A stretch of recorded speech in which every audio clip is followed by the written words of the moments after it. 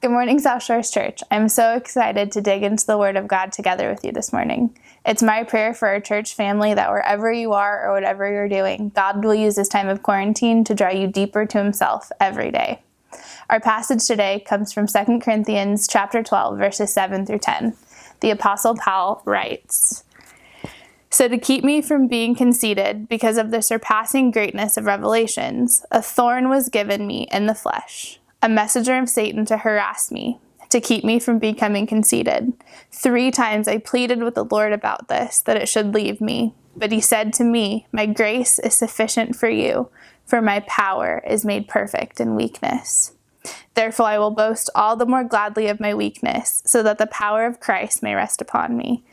For the sake of Christ, then I am content with weakness, insults, hardship, persecution, and calamities. For when I am weak, then I am strong." I don't know about you, but I'm quickly able to identify some of the thorns that have come from quarantine. For some of you, it's job loss. For others, it's learning 4th grade math to be able to help your kids. For some, it's having to work harder for increased hours, being on the front lines, making sure others are cared for.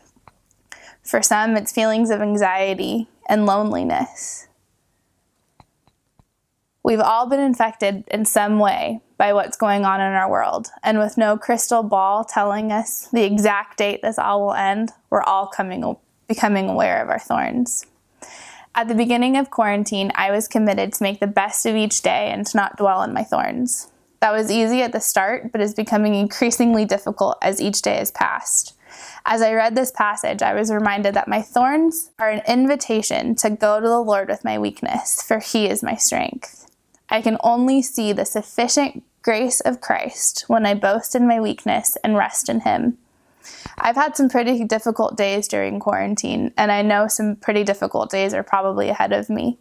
Instead of a commitment to not dwell on my thorns, I am committing to rest them at Jesus' feet, to go to Him in my struggle, knowing that in Him I will find true rest. Quarantine is teaching me contentment with my weakness. For a world so focused on producing the best product, doing the best we can in work, striving to compete with others, I am learning contentment in weakness.